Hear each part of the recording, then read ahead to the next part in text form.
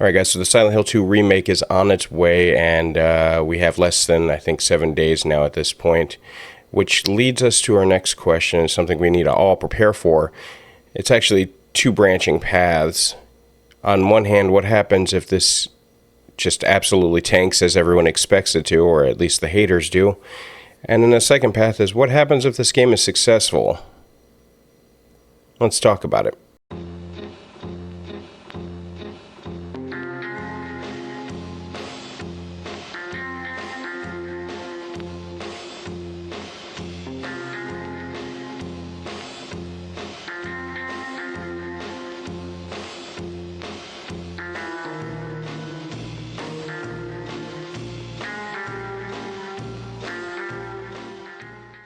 What's going on, folks? Big Iron Riot here. Hey, there seems to be a massive junction in the current events going on with the Silent Hill universe and the franchise and all that good stuff. Unbeknownst to Konami, their idea of bringing out their best and brightest and strongest version of Silent Hill 2, the idea of bringing that out and making a remake and then putting that out for us to see, probably in hindsight was a bit hasty. However, it is what it is. It's coming out in 7 days. I'm excited for it. I already have it purchased and ready and locked and loaded, and it'll be on the channel whenever the early release date pops in. However, this also poses a even bigger question, which is, what if this fails? What if this truly, by all accounts, absolutely plummets to the earth in a great fashion and Aerosmith plays I Don't Want to Miss a Thing while Bruce Willis tries to drill into it? What if it is that bad, like cataclysmic? Or, better yet, what happens if this excels greater than they have ever expected? Well, I think we're going to talk about today, because I have a few theories on what exactly will happen in the event either side prevails.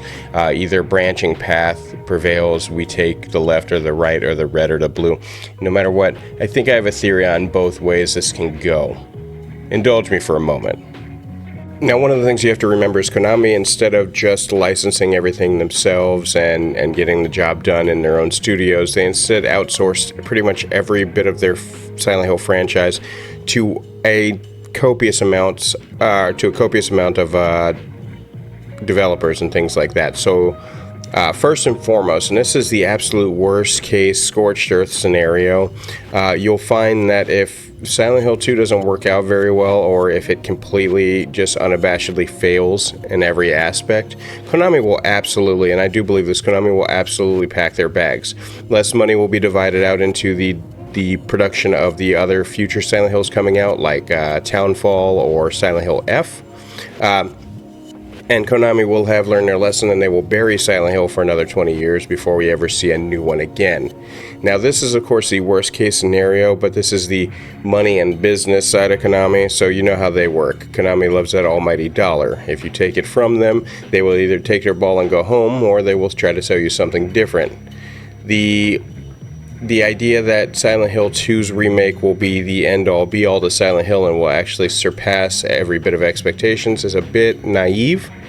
Yes, but I tend to believe that if it does do what it's supposed to do, if it does what it's set out to do, and it just exceeds expectations, Konami will not use this as an excuse to shit-can Silent Hill. And all the more reason not to. If it does well, it does well.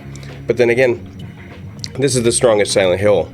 This is the most popular Silent Hill. Yes, everyone has their own little niche Silent Hills that they love the most, but Silent Hill 2 overall has done the best in terms of popularity, reoccurring characters, anything like that. And even I hate to admit that, because Silent Hill 2 is not my favorite Silent Hill. However, that being said, it's an absolute powerhouse.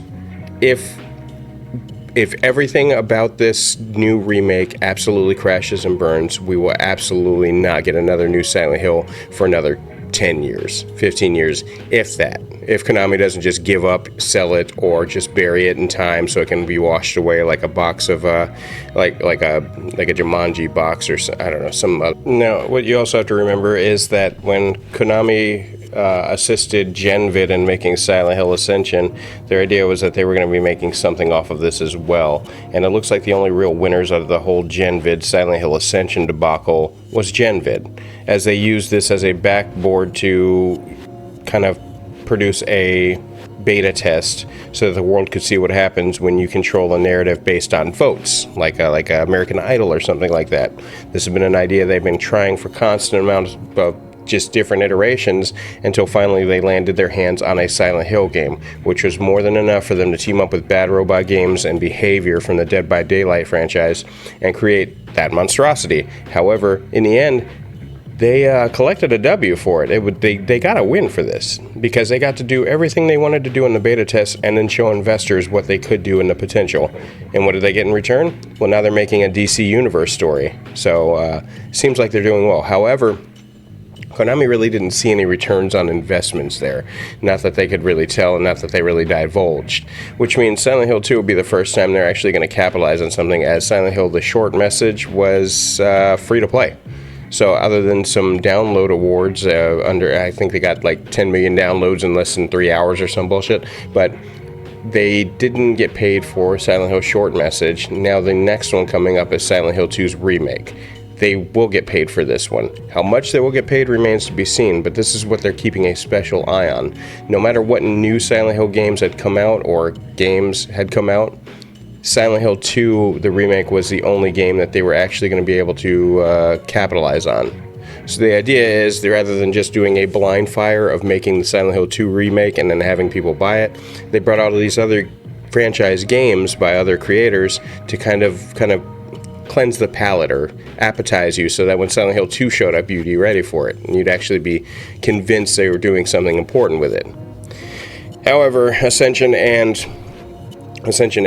Short Message are absolutely no indication that they had been doing anything or burning the candle at both ends or any of that, because this was, But fortunately, I like Bloober Team, so when they told me Bloober Team was doing it, I was convinced. I know a lot of you guys out there do not like Bloober Team, and I get that. That makes sense. To each their own. People have their likes and dislikes. However, I didn't need much to convince me it was going to be a visually pleasing game, as the Layers of Fear series was a visually pleasing game. I do not think that Konami gave the franchise to a various amount of companies so that they could just make a game and then be done with it. I believe every bit of this is a tryout system. I believe that Konami has given a part of a story or all of a story or some semblance of the franchise to different companies, and with each company they tried a different variation of telling the Silent Hill tale. One tried live narration, one tried free-to-play, indie level marketing. One tried to remake. One's going to try a brand new outside the box way of thinking game. They're trying various different ways to tell the Silent Hill story, and different companies are doing it. And now, don't get me wrong, I'm not against the idea, not by a long shot. I enjoy the idea of thinking outside the box and having variations in the story be told, but still the same general premise. I do not mind that idea. However, I would be remiss if I didn't tell you that all of this feels like a trial and error thing. See what sticks, throw it against the wall, dart against the board, whatever you want to call it. They're busy watching every one of these companies try their different ways of doing Silent Hill, and whoever wins will be the successor of Silent Hill.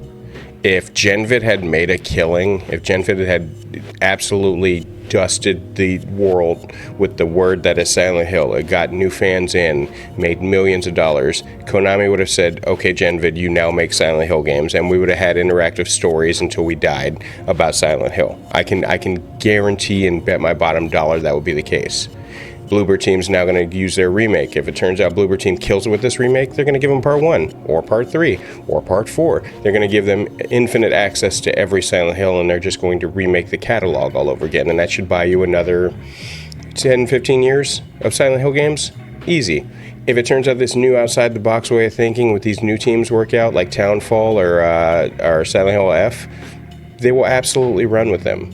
I think all of these companies are going back and forth, raising fists to each other, because only one will survive, and Konami knows it. And rather than spending the extra money to have it done in-house and everything like that, they're just outsourcing.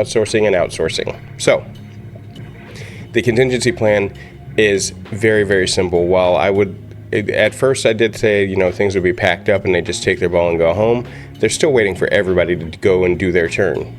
Everyone has to do their turn first so that they can see and kind of weigh it out and see what happens next, because I truly believe whoever the #1 spot is, I guarantee they get the next Silent Hill. After this wave of Silent Hills have been released, mind you, of course. But, you know, I think ultimately the answer to my question that I asked in the beginning of the video of what happens if they fail or what happens if they succeed, well, the short answer is if they fail, then they lose the audition.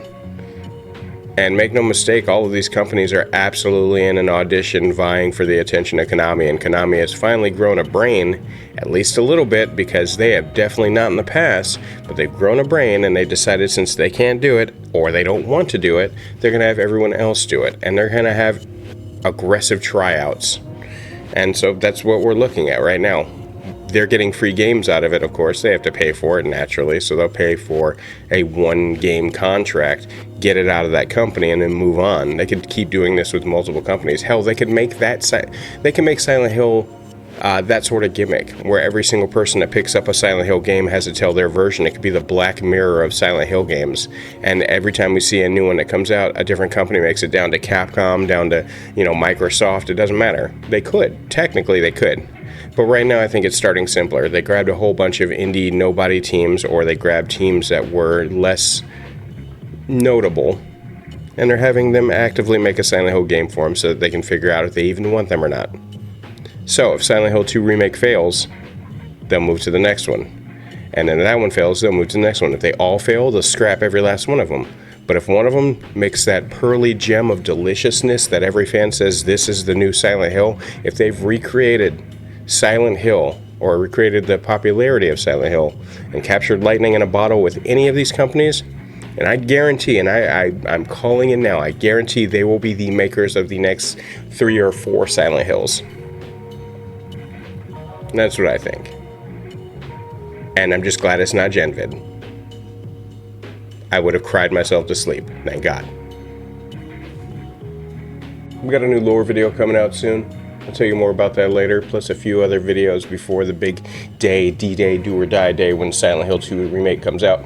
And I'll be playing that. I'm going to do it episodic. I don't think I'm going to do a live stream, only because life is busy. Schedules are hard, and if I did live stream, I'd be doing it for about an hour a piece before I have other things going on. However, I will record day 1, and I will have the video for you at midnight, or somewhere around midnight. That's the turn of dawn or whatever. As I understand, though, Silent Hill 2 releases for the early people, because I am one of the earliest. It releases Sunday at about 11 Central Time, so I'll keep you posted on that. Anyway, hit me up in the comments if you think there's anything to my theory here about Konami holding active tryouts and auditions, because it's starting to fucking sound that way, don't you think? Or maybe I'm wrong and off base. I've been off base before. You guys have told me, and that's why I love you guys. Anyway, I'm getting the hell out of Dodge. You need me for anything, you know where to find me. Primarily, find me on Discord or any social media known to man. I'm on all of them. Did my gauntlet go out? No.